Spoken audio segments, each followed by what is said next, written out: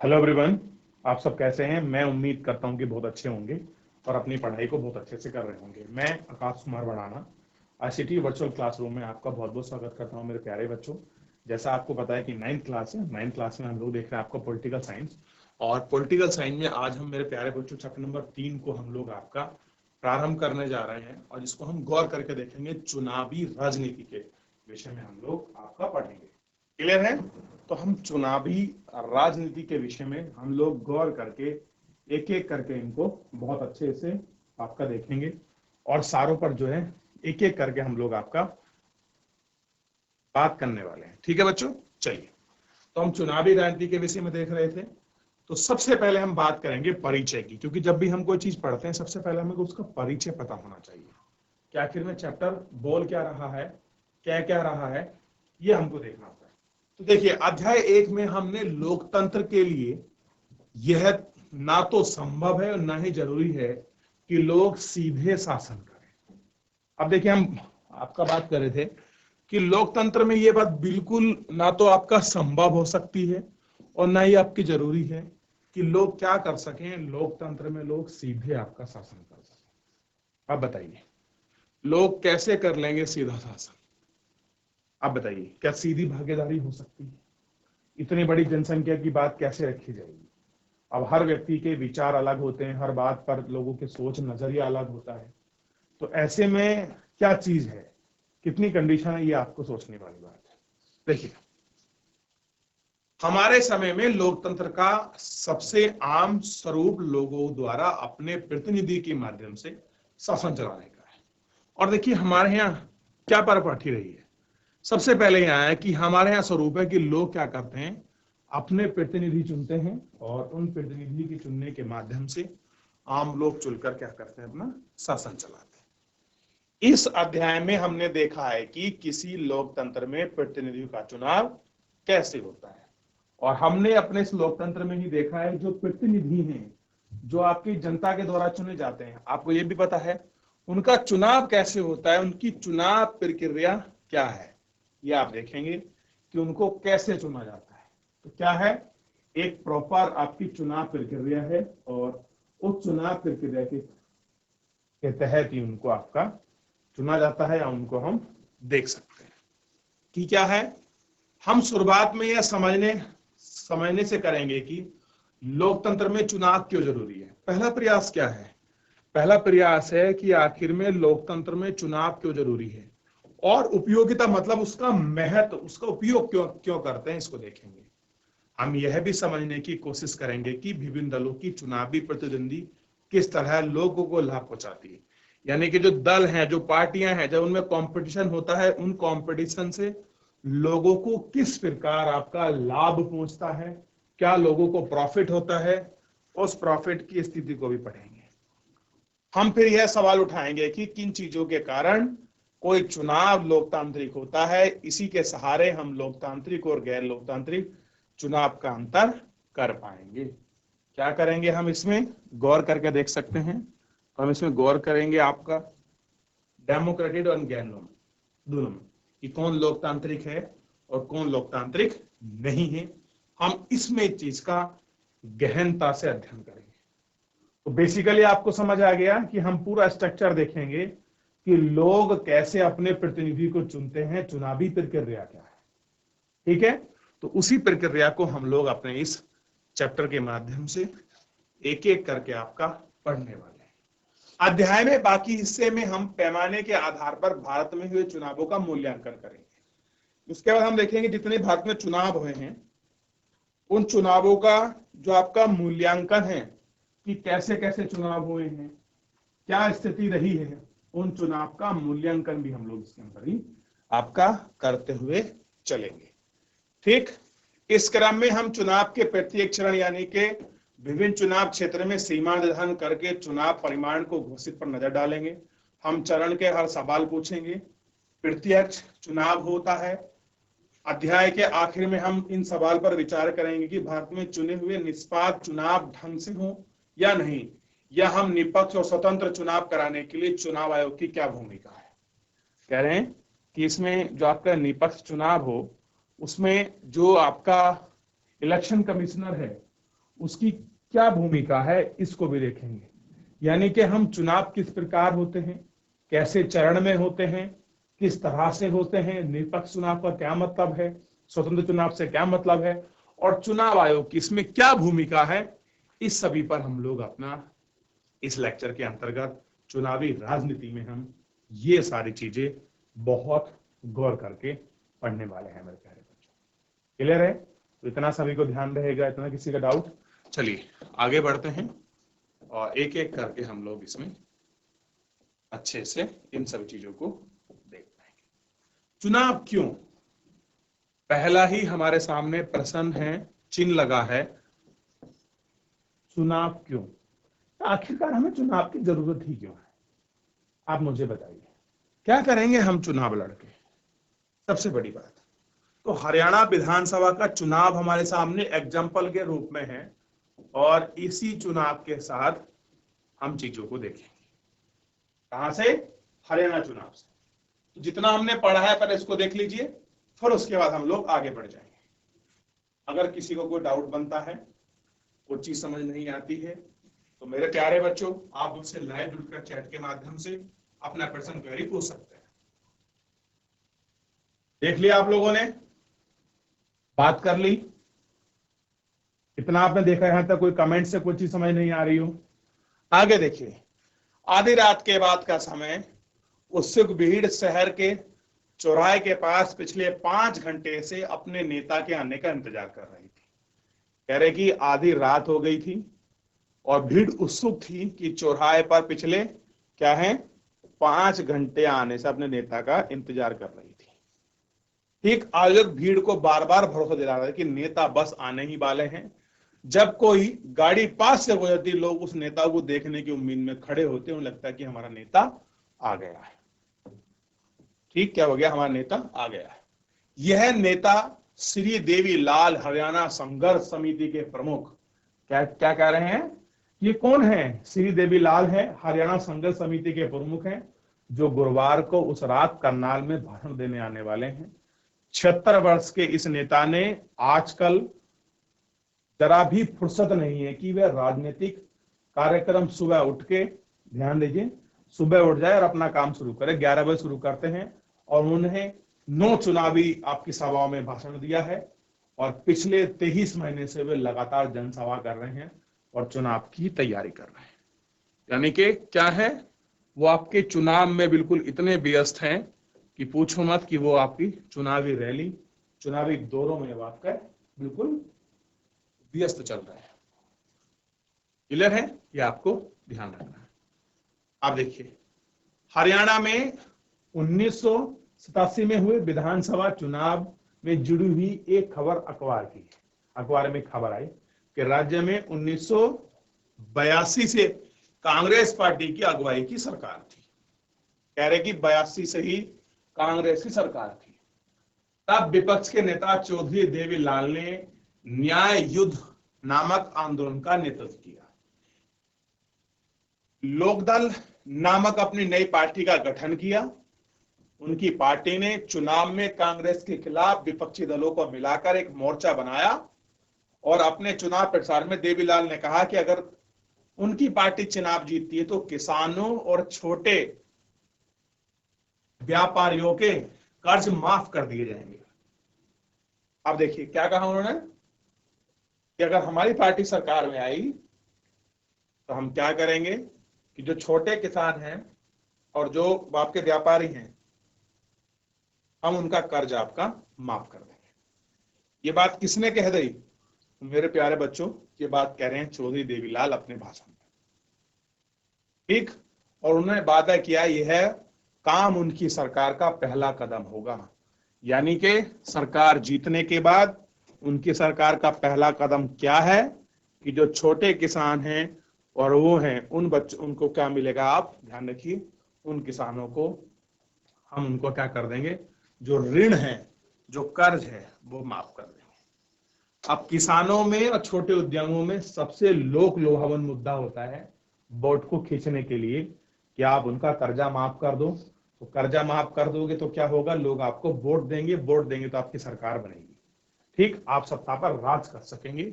यही सबका फार्मूला होता है। अब देखिए, जब लोगों की सरकार से नाखुश थे, वे देवीलाल के वादे की तरफ आकर्षित हुए। इसलिए जब चुनाव हुए तो उनके लोकदल तथा उसके सहयोगी दल के पक्ष में जमकर वोट किया। लोकदल और उसकी सहयोगी पार्टियों को राज्य विधानसभा में 90 में से 76 सीटों पर जीत मिली। ध्यान रखना,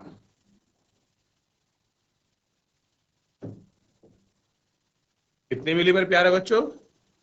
90 में से 76। लोकदल अकेले 60 सीट और उसे स्पष्ट बहुमत मिला। कांग्रेस के हाथ सिर्फ 5 सीट लगी। अब देखिए क्या कंडीशन बन गई। कांग्रेस ने कितनी सीट जीती? सिर्फ 5 सीट। सबसे ज्यादा सीट किसके हाथ में आई? तो आप कहेंगे सर, इस जो विधानसभा चुनाव हुआ हरियाणा में, अकेले लोकदल ने टोटल सीट कितनी थी? 90। कितनी मिली? 76 दल को मिलाकर। और टोटल कितनी हुई? 60 सीट अकेले आरएलडी की थी, 16 उसके सहयोगी दल, और इस तरह से जो उसकी सीट हो रही थी वो आपका 76। और कांग्रेस कितने पर सिमटी? 5 पर। आप सोच के देखिए, कितने पर? 5 पर। तो आप कहेंगे sir 76 plus 5 equal to 81। No कहां है? तो 9 अन्य छोटे मोटे दल होते हैं। कोई निर्दलीय विधायक हो गया, कोई जैसे बहुजन समाज पार्टी से खड़ा हो गया, समाजवादी से खड़ा हो गया, कोई और पार्टी रही होंगी क्षेत्रीय, उनसे खड़ा हो गया। तो इस प्रकार से ये रहा जो एक आपका चुनावी जो आपका ब्यौरा होता है, मैं उसके मुताबिक मैं आपको बात करके बोल रहा हूं। और चुनी जो आपका चुनावी ब्यौरा है उसमें आपको बात करके जो है बता रहा हूं। आगे देखिए, चुनावी नतीजे की घोषणा के बाद तत्कालीन सरकार के मुख्यमंत्री ने पद छोड़ दिया। लोकदल के नवनिर्वाचित विधायक ने देवीलाल को अपना नेता चुना। राज्यपाल ने देवीलाल को नए मुख्यमंत्री के रूप में काम संभालने का निमंत्रण दिया। चुनावी नतीजे की घोषणा के 3 दिन के अंदर मुख्यमंत्री बने। मुख्यमंत्री पद की शपथ लेकर तत्काल बाद उन्होंने सरकार को आदेश दिया कि छोटे खेतीहार मजदूर, छोटे व्यापारी का जो ऋण है उसको माफ कर दिया जाए। क्या हो जाए? ये जो छोटा व्यापारी, छोटा किसान है, जो उसका ऋण है उसको माफ कर दिया जाए। उनकी पार्टी ने राज्य में 4 वर्ष तक शासन किया। अगले चुनाव 1991 में उन्होंने चुनाव में फिर एक बार पार्टी को लोगों का समर्थन नहीं मिला। कांग्रेस पार्टी ने चुनाव जीतकर सरकार बना दी। अगली बार किसकी सरकार आ गई? कांग्रेस की। तो एक चीज स्पष्ट हो रहा है कि लोग आपको एक बार भरोसा करेंगे। इस लोकतंत्र में अगर आपने काम नहीं किया, उम्मीद नहीं की, तो अगली बार वो आपको नहीं चुनेंगे। ये हमें पता चलता है। और यही लोकतंत्र की असली ताकत है कि वो सत्ता परिवर्तन कर सकती है, सत्ता में बैठे नशे के नेताओं को आपका तोड़ सकती है। ये जनता में केवल चुनाव के माध्यम से ही इतनी ताकत है। ठीक, तो सबसे पहले देखिए आपको चुनाव क्या है समझ आया कि नहीं आया, फिर आगे बढ़ते हैं। कुछ डाउट हो तो पूछ लीजिए। चलिए, देख लिया इतना आपने, अब आगे देखते हैं। चुनावी नतीजों की घोषणा के बाद तत्कालीन सरकार के मुख्यमंत्री ने पद छोड़ दिया। लोकदल के नवनिर्वाचित विधायकों ने देवीलाल को अपना नेता चुना। राज्यपाल ने देवीलाल को मुख्यमंत्री के रूप में काम करने की शपथ आपका निमंत्रण दिया। चुनावी नतीजे की घोषणा के 3 दिन के अंदर क्या हो गया? वो मुख्यमंत्री बन गया और बताया छोटे किसानों की योजना कर दी। तो इतना पूरा हमने देख लिया। अब थोड़ा सा हम देखते हैं इसमें चुनाव की जरूरत क्यों है। आखिर में जो चुनाव है उसकी जरूरत ही क्यों है? हम चुनाव की जरूरतों को आपका महसूस करते हैं कि क्या कारण है कि आप चुनाव जो है होने चाहिए।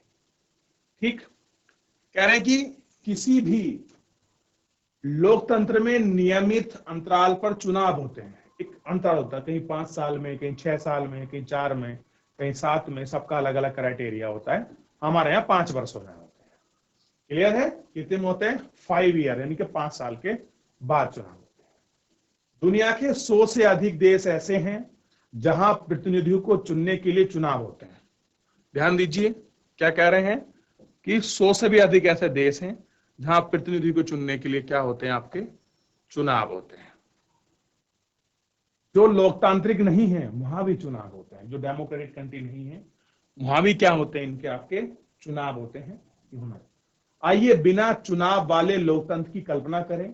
अगर सारे लोग रोज साथ बैठें और सारे काम फैसले लें, मिलजुल कर लें, तब बिना चुनाव के लोगों को शासन संभव है।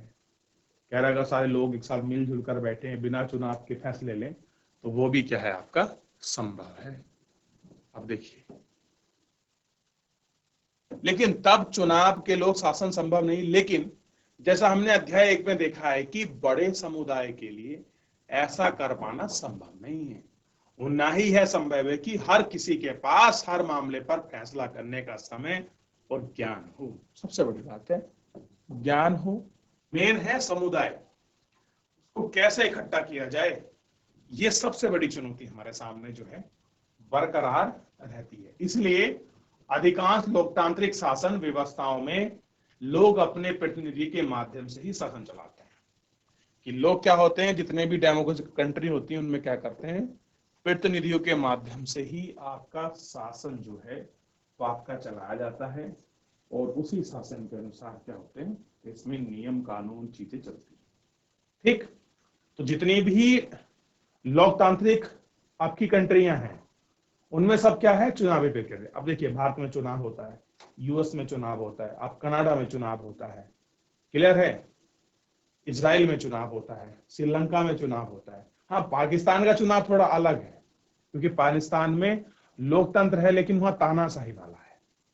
ठीक है, आप कहेंगे सर ये तानाशाही लोकतंत्र क्या है? तो कभी मौका मिलेगा आपको फुर्सत से बताऊंगा। तो इतना आपको समझ आया नहीं आया, ये मेरे प्यारे बच्चा मुझे बताइए, जल्दी बताइए, कौन बताएगा? गौर करके देख लीजिए आप। चलिए, तो इतना आपने पूरा अच्छे से इसमें देख लिया, इसको गौर कर लिया और इसको बात करके आपने पूरा समझ लिया। ठीक, चलिए, क्या चुनाव के बिना लोकतांत्रिक ढंग से प्रतिनिधि का चुनाव आप कराया जा सकता है? कह रहे अगर चुनाव ना हो, कोई ऐसा दूसरा प्रोसेस है जो हम चुनाव ना कराएं और ऐसे काम चल जाए प्रतिनिधियों का? आइए एक ऐसी जगह के बारे में कल्पना करते हैं जहां प्रतिनिधियों का चुनाव उम्र और अनुभव के आधार पर किया जाता है, यानी कि एज और एक्सपीरियंस बेस्ड चीजें होती हैं।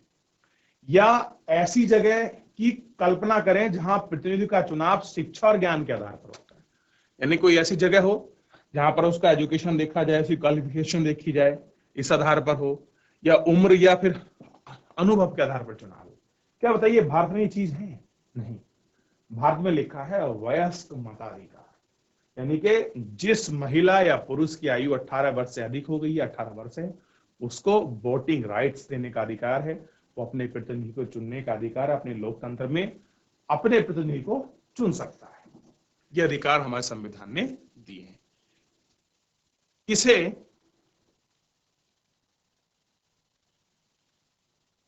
ज्यादा अनुभव है या ज्यादा ज्ञान है, यह करने में थोड़ी परेशानी आ सकती है। अब हम कैसे डिसाइड करेंगे किसी व्यक्ति को ज्ञान ज्यादा है, कैसे अनुभव है, यह तय करने में हमको समस्या आ सकती है।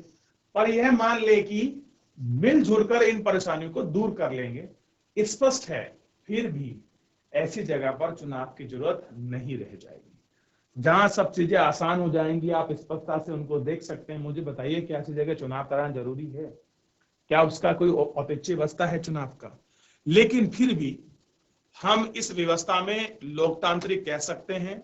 हम ये कैसे पता करेंगे कि लोगों का उनका प्रतिनिधि पसंद है या नहीं? हम यह व्यवस्था कैसे करेंगे कि प्रतिनिधि लोग की इच्छा के अनुसार ही शासन करते हैं? हम इस चीज की व्यवस्था कैसे करेंगे कि प्रतिनिधि लोगों को पसंद हो या ना हो, अपने पद पर बने रहें? इसलिए ऐसी व्यवस्था करने की जरूरत है जिससे लोग नियमित अंतराल पर प्रतिनिधियों का चुनाव कर सकें। क्या हो सके? एक निश्चित गैप और अंतराल पर वो क्या कर सकें? अपना चुनाव कर सके, ये उनको ऐसा राइट्स है। क्लियर है? ये हमको ध्यान रखना है।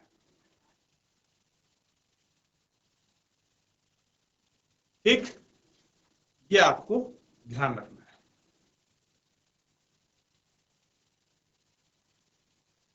तो देख लिया, ये समस्या जो है भाई इसमें हो सकती है आप लोगों के बच्चों कि कैसे करें। अब देखिए, इसके लिए ऐसी व्यवस्था करने की जरूरत है जिससे कि लोग नियमित अंतराल पर अपने प्रतिनिधि को चुन सकें और अगर इच्छा हो तो उन्हें बदल भी सकें। इस व्यवस्था का नाम चुनाव है। देखिए क्या है, अपने प्रतिनिधि को चुन भी सकते हैं और इच्छा के अनुसार आप उनको बदल भी सकते हैं। इसलिए हमारे समय में प्रतिनिधि वाले लोकतंत्र में चुनाव को जरूरी माना जाता है। चुनाव में मतदाता कई तरह से चुनाव करते हैं। कैसे करते हैं? कई तरह से आपका चुनाव करते हैं। वे अपने लिए कानून बनाने वाले चुनाव कर सकते हैं, वे सरकार बनाने वाले और बड़े फैसले करने वालों का चुनाव कर सकते हैं। ठीक, वे सरकार और उनके द्वारा बनाए वाले कानून को दिशा निर्देशित करने वाली पार्टी का चुनाव कर सकते हैं। क्या कर सकते हैं? इन सभी का आपका जो चुनाव है वो भी जो है आपका कर सकते हैं।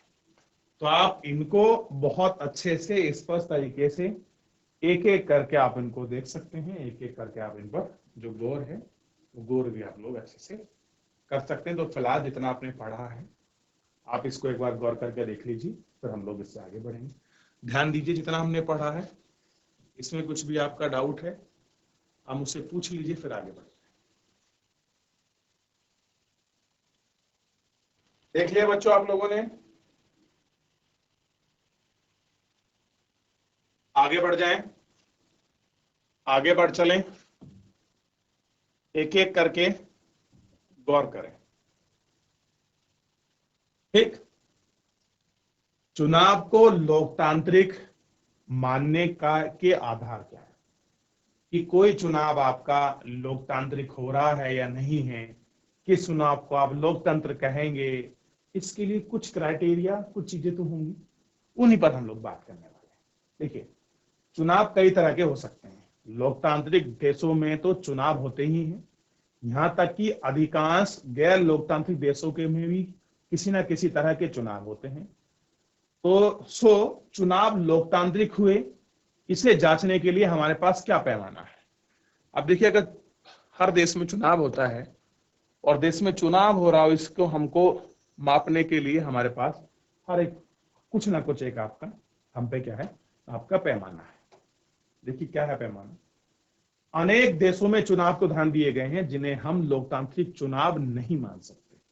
कह रहे बहुत सारे ऐसे एग्जाम्पल हैं जिन्हें आप ये नहीं कह सकते कि ये आपके लोकतांत्रिक चुनाव है। आइए अब वहां सबको याद करें और लोकतांत्रिक चुनाव के लिए न्यूनतम शर्तों के साथ अपनी बातें शुरू करें।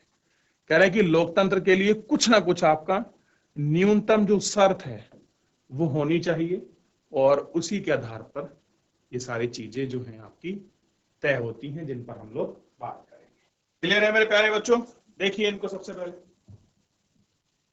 देख लिया सभी ने? यहां तक किसी को डाउट, कोई क्वेरी किसी प्रकार में? पहला, हर किसी को चुनाव करने की सुविधा हो, यानी हर किसी को मताधिकार हो और हर किसी के मत का समान मोल हो। कैसा हो?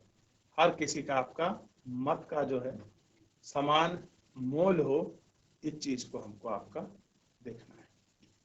दूसरा, चुनाव में विकल्प उपलब्ध हो, पार्टी और उम्मीदवारों को चुनाव में उतारने की आजादी हो, वे मतदाताओं के लिए विकल्प पेश करते हैं। पहला क्या है?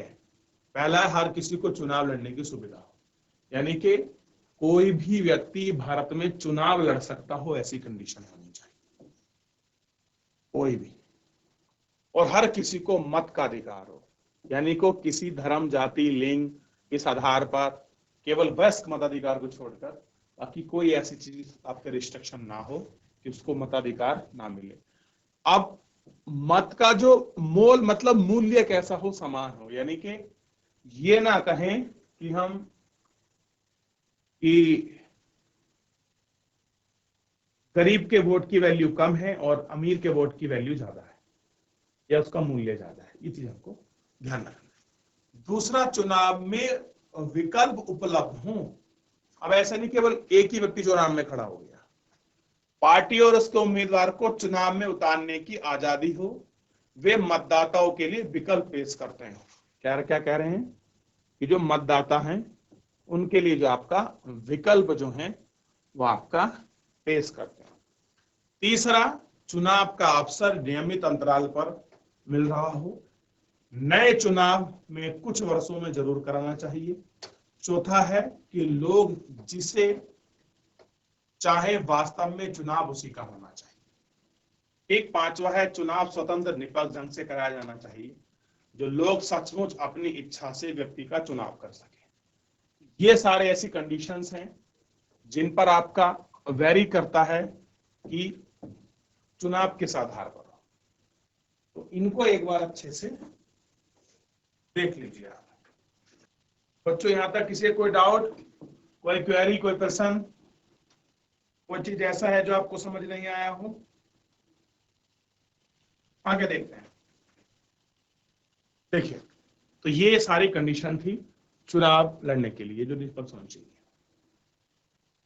ये शर्तें बहुत आसान और सरल लगती है। अगर आप इन शर्तों को देखोगे, इन सारी कंडीशन को देखो, ऐसा लगता है बड़े सरल है और बड़ी आसान आपकी कंडीशन रख दी है हमारे सामने, है ना। लेकिन अनेक देश ऐसे हैं जहां चुनाव में इन शर्तों को पूरा नहीं किया जाता। यानी कि बहुत सारे ऐसे देश हैं जहां पर इनको पूरा नहीं किया जाता।